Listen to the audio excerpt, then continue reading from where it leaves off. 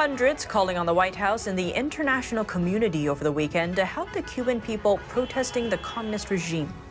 Texas Attorney General Ken Paxton is upping the pressure on the state's Democrats who fled to Washington to block a vote on election reform. He says they've broken the law and could be arrested as soon as they step foot back in the state. This comes as 5 of them have tested positive for the virus. And reports from a new investigation say an Israeli company, Spyware, has been used to hack the smartphones of journalists, government officials, and human rights activists around the world. Tune in to Deep Dive as we explore these topics and more. Hello and welcome. This is Deep Dive and I'm Tiffany Meier. Protests stretching from coast to coast, from New York to Miami to Los Angeles to the nation's capital, as hundreds gathered to rally support for the Cubans protesting the communist regime. Over the weekend, hundreds gathered in Washington, D.C., calling on President Biden to help the Cuban people. They are supporting the thousands of protesters who took to the streets in Cuba earlier this month, calling for freedom. But it's not just across the U.S. Cuban exiles also gathered in Chile's capital over the weekend, as well as in the Dominican Republic to show their support and call for freedom. Last week, FCC Commissioner Brendan Carr joined Florida leaders calling on Biden to restore internet in Cuba after the regime tried to shut it off. Carr tweeted the U.S. could introduce new internet connections, like a balloon-powered network. He also said the U.S. could support tech like Psiphon, which can help Cubans use existing networks to circumvent blocking. As for Psiphon, the company says over 1 million Cubans are using their services to sidestep censorship. Psiphon published a chart showing over 1.3 million Cubans have used it. Psiphon uses proxy systems to bypass censorship and allow open access to the internet.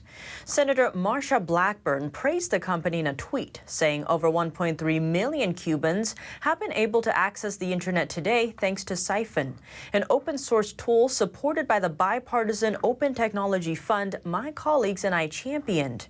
She goes on to say, we must stand with those opposing authoritarian regimes. Now, speaking of servers and bypassing firewalls, what about the opposite? Reports from a new investigation say an Israeli company, Spyware, has been used to hack the smartphones of journalists, government officials, and human rights activists around the world. That's according to a new report by Paris-based nonprofit Forbidden Stories, an alliance of 17 media companies. The report documents 37 hacks or attempts using spyware called Pegasus, including the phones of 2 women who were close to Jamal Khashoggi, according to the Washington Post, one of the media contributors. According to the Israeli company NSO Group, the spyware is intended to help governments fight terrorism and crime. It has blasted the report as full of wrong assumptions and uncorroborated theories. Pegasus allows operators to extract messages, photos, and emails from smartphones. It can also record calls and secretly activate microphones. The report did not detail who had attempted the hacks or why, but it referenced a list of phone numbers provided to the media organizations. Reporters identified more than 1,000 people on the list, including members of Arab royal families, business executive, activists, and prime ministers. Journalists from CNN, The New York Times, and Reuters were also included. According to The Guardian, that number could be higher. The report says leaked data shows over 50,000 phone numbers. Those are believed to be persons of interest since 2016, but the list of phone numbers doesn't indicate that those accounts were all hacked. The group believes those numbers could be potential targets. And Amnesty International released its own report, which found the spyware is under active development, and it can infect iPhones, with the latest attack as recent as this month. These attacks can infiltrate the latest iOS. The report notes they are so-called zero-click, which means no user interaction or action is required to deliver an infection. European Commission President Ursula von der Leyen called it completely unacceptable during a press conference in Prague. What we could read so far, and this has to be verified, but if it is the case, it is completely unacceptable and against any kind of rules we have in the European Union, what the freedom of media is concerned, free press is one of the core values of the European Union. It is completely unacceptable if this would be the case. And now, as to who's behind the widespread cyber attacks recently, the U.S. and other nations are blaming China. The U.S. and other nations say China is responsible for the widespread cyber attacks they've been seeing lately. On Monday, the White House and governments in Europe and Asia accused China's secretive civilian intelligence agency of using, quote, criminal contract hackers. They say the hackers conducted a range of destabilizing activities around the world. A White House official says the Asian nation was behind a specific ransomware attack against a target that involved a large ransom request.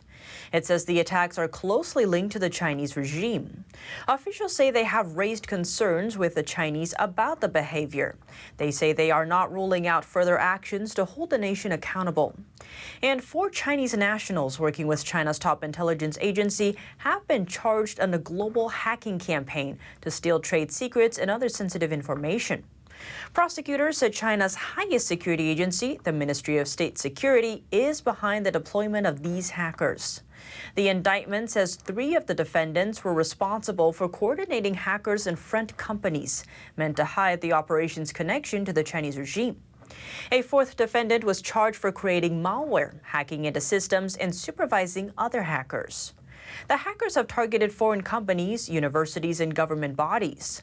The Justice Department says the hackers were focused on stealing information that would help Chinese companies achieve the national technology goals of the Chinese regime. Senior officials also said they had high confidence that the Chinese regime was responsible for the cyber attack against Microsoft earlier this year. In a coordinated response, the United States, the United Kingdom, Australia, Canada, Japan, New Zealand, along with the European Union and NATO, all condemned the Chinese regime. Now, let's turn to the Lone Star State. Things are heating up in Texas, and it's not the weather. Texas Attorney General Ken Paxton is upping the pressure on the state's Democrats who fled to Washington to block a vote on election reform. He says they've broken the law and could be arrested as soon as they step foot back in the state. But before we get into that, 5 members of the Texas House of Representatives have tested positive for the virus. So far, all 5 who have tested positive had been fully vaccinated and are not experiencing any major symptoms of illness. Vice President Kamala Harris is not believed to have been at risk of exposure from her meeting with the Texas State House Democrats last week. The lawmakers are part of the group that left Texas to break quorum in Austin and block Republicans from passing new voting restrictions. Members of the delegation also met with Senate Majority Leader Chuck Schumer and West Virginia Senator Joe Manchin. But so far, their visit hasn't changed Republicans' minds about supporting voting rights or helped to overcome the threat of the filibuster. Now, Texas AG Ken Paxton told Newsmax lawmakers have a constitutional duty to show up when there is a session and represent those who elected them. That's in reference to the Democrats' walkout on July 12th, which broke quorum on a Republican election security bill that would increase voter ID requirements for mail-in ballots. Paxton said that by walking out, they are preventing other lawmakers from doing their job, and he says it's a violation of the law.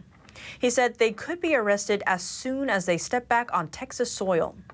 One of the Texas Democrats, Trey Martinez Fisher, told CNN before the walkout, the message is very clear. America, we need to wake up. We need to preserve our democracy. We need a federal voting rights solution, and we need it now.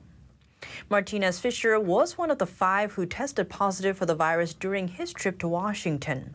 All 5 are fully vaccinated and are showing only mild symptoms or none.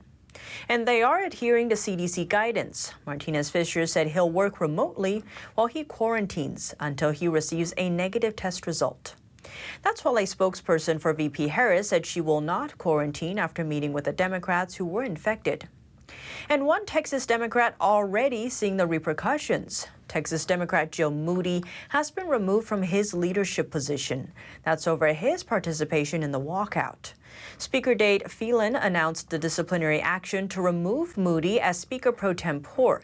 Phelan said the move takes effect immediately. It's the first disciplinary action against the dozens of Democrat lawmakers who fled the state. AG Paxton said they could be arrested upon their return as long as the special session is ongoing. And Governor Greg Abbott can call another special session as soon as the current one expires in early August. And staying in Texas, a federal judge has ruled DACA to be unlawful, putting pressure on Congress to make a permanent solution for undocumented youth. The Deferred Action for Childhood Arrivals program was put in place by former President Obama in 2012. But this nuanced ruling doesn't impact young adults who are already protected under DACA. Judge Andrew Hanen says the Department of Homeland Security can't keep accepting new applications and renewals for DACA recipients, but temporarily they cannot approve these requests, effectively stopping new applicants for now.